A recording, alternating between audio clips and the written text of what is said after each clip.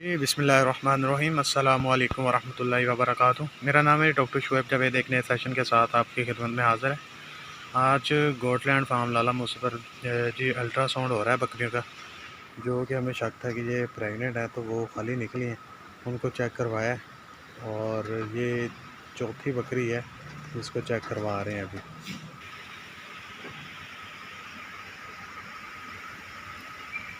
یہ پازیٹیو ہے، یہ پازیٹیو ہے، 50 ڈیز تک ہے، یہ پونے 2 ماہ کی، ٹھیک۔ یہ جو وائٹ ہے نا بلیک کے اندر، جی یہ ٹھیک ہو گیا، یہ جی فٹس ہے جی، ٹھیک ہو گیا۔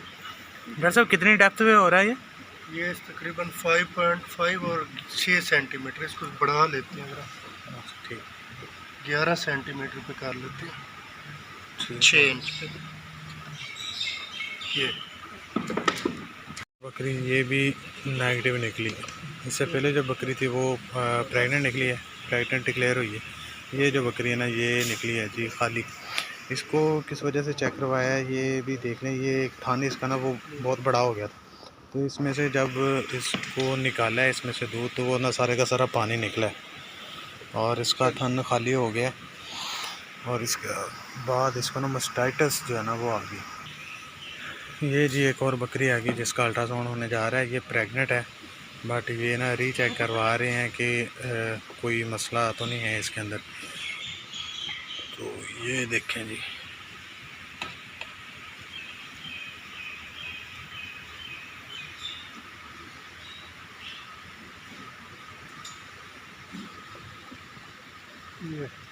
Totally movement.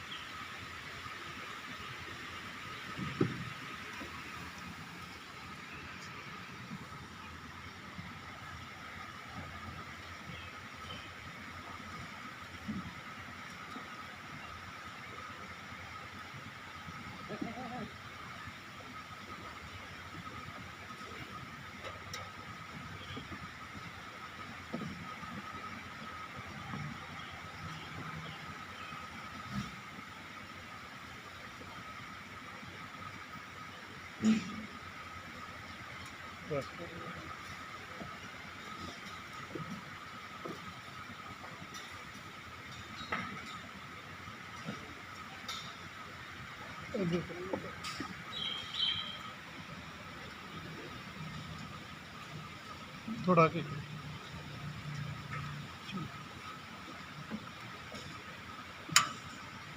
یہ ایڈوانس میں ہے نا جی یہ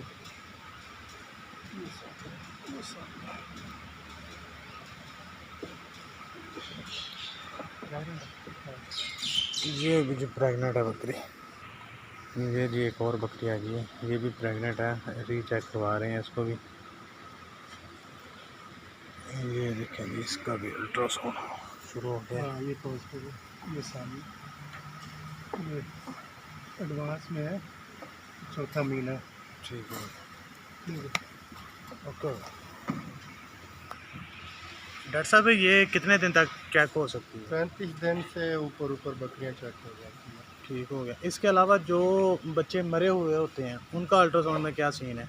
جو ڈیڈ فیٹس ہوتے ہیں ان کے اندر یا تو سویلنگ ہو جاتی ہے، اس لیے واٹر کنٹینٹ نظر نہیں آتا، ٹھیک ہے بیلی وہ مکس نظر آتے ہیں انٹسٹائن کے ساتھ، ٹھیک ہو اور پوٹریفیکیشن ہو جاتی ہے، میسیریشن ہو جاتی ہے، ٹھیک ہے تو اس میں ڈفرینشیشن مشکل ہو جاتا ہے۔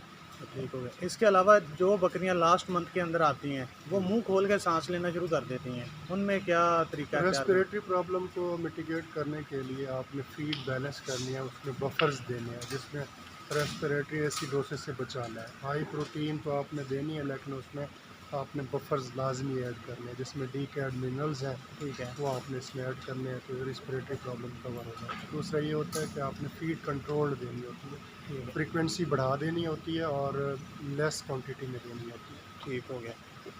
اور اس کے علاوہ ان کو گھی وغیرہ دینا کیسے ہے؟ دیسی گھی بیسٹ ہے، اینٹی آکسیڈنٹ ہے، ٹھیک ہے ہائیلی انرجی ہے اس کے اندر، ٹھیک ہے۔ اور وہ ان کے لیے اچھا ہوتا ہے۔ اس کے علاوہ جو پرانے بزرگ ہیں وہ کہتے ہیں کہ جی پاؤ پاؤ کی ایک ہی مرتبہ دے دیں، بڑے جانوروں کو آدھا آدھا کلو دے دیتے ہیں، تو وہ کتنی نہیں، مقدار اس دینی چاہیے؟ ہائی کوانٹٹی کے اندر اتنی ہائی انرجی ڈائٹ نہیں دینی چاہیے. ٹھیک وہ ہے، تقریباً 50 گرام بڑے اینیمل کی اور 25 گرام گوٹس کے حوالے سے میں ریکمینڈ کرتا ہوں، ٹھیک ہے. کیونکہ اتنا ہی ان کا بیلنس بنتا ہے ڈائٹ کے اندر، راشن کے اندر کیوں بنتا ہے. کیونکہ یہ ایک پروفیسر تھے، ہمیں بتایا تھا انہوں نے کہ جو جانور بڑا ہے وہ ابزورب کرتا ہے نا جو معدے کے اندر، وہ 50 ایم ایل یا 50 گرام ہوتے 50 ہیں، گرام کے ایکولنٹ ہوتا ہے وہ اور باقی گوبر کے ساتھ باقی ضائع کر گوبر کے دیتے ساتھ ضائع ہو جاتا ہے. ہیں. ٹھیک ہو گیا. ویسٹیج بہت زیادہ ہو جاتا ہے ہائی انرجی ڈائٹ دینے سے. ہائی اسٹائٹی ویلیو ہوتی ہے، ٹھیک ہے، جانور انوریکزیا پہ چلا جائے گا، آپ فیڈ ہو جائے گا اگر زیادہ انرجی دی تو. ٹھیک ہو گیا. فیٹ کت کنٹینٹ سے ویسے بھی محرومی اگر نکلتی ہے. منیمم 3 سے 4 بچے پیٹ کے اندر ہوں ایک بکری کے، تو اس کو کتنی پروٹین چاہیے؟ لیٹر سائز پہ ڈپینڈ کرتا ہے کہ آپ کی گوٹ کا وزن اور لیٹر کا سائز آپ کو ٹرپلیٹس لینا چاہتے ہیں تو ٹھیک ہے، اس حوالے سے ان کی پروٹین ویلیو زیادہ ہوگی. ٹھیک اگر ہے، آپ سنگلیٹ لینا چاہتے ہیں تو اس حوالے سے اس کی ویریشن ہوگی. تو اس کو آپ نے خود بیٹھ کے سیٹل کرنا ہے ٹھیک ہے، کہ میں نے اس کو کس پلان پہ چلانا ہے، اور میں نے ہیلدی بچے لینے ہیں ساتھ میں نے اس کو دودھ بھی چلانا ہے. ٹھیک ہے. تو اس حوالے سے آپ نے اس کو مینیج کرنا ہے. اراؤنڈ اباؤٹ 20-22 پروٹین پہ چل جاتا ہے ان کا. 18 سے 22 کی رینج نارمل ہوتی ہے ان میں. 22 میکسیمم ہو جاتی ہے، لیکن اس پہ پھر آپ کو بفرز کا خیال کرنا پڑے گا. ٹھیک یوریا کنٹینٹ کم کرنا پڑے گا ورنہ ریسپریٹری پرابلم جائیں گی، کیٹوسس کے پرابلم جائیں گے. ٹھیک ہو. جی، یہ تھی کچھ بکریوں کے حوالے سے امپورٹنٹ انفارمیشن، اور ڈاکٹر وسیم صاحب ہمارے ساتھ موجود تھے. اور گجرات کے علاقے کے اندر، کھاریاں ڈویژن کے اندر، اگر کسی نے بھی الٹرا ساؤنڈ کروانا ہے تو وہ ان سے رابطہ کر سکتا ہے. ڈاکٹر صاحب ایک مرتبہ اپنا نمبر بول دیجیے گا. 0300261632 ڈاکٹر وسیم عباس، گجرات سے. ٹھیک ہو گیا جی، یہ ان کا نمبر ہے جی، نیچے اسکرین پر بھی چل رہا ہے. تو جن لوگوں نے کروانا ہے جی الٹرا ساؤنڈ، یا ایسے مسئلے مسائل آ جاتے ہیں، یعنی کہ اڈر کے مسئلے مسائل آ جاتے ہیں جن کے اندر جو ہے نا وہ تشخیص نہیں ہو پاتی، تو ان کا بھی الٹرا ساؤنڈ کے ساتھ ٹریٹمنٹ کیا جا سکتا ہے. وہ جو بیماری ہوتی ہے اس کے بارے میں دیکھا جا سکتا ہے کہ اس کو کون سی چیز، اگر اس کے اندر میوکس وغیرہ ہے تو وہ سارے کا سارا جو ہے نا وہ پتہ چل جاتا ہے. تو ان سے آپ رابطہ کر سکتے ہیں. اور آج تک کے لیے اتنا ہی. دعاؤں میں یاد رکھیے گا، 5 وقت کی نماز ادا کیجیے گا. اللہ حافظ.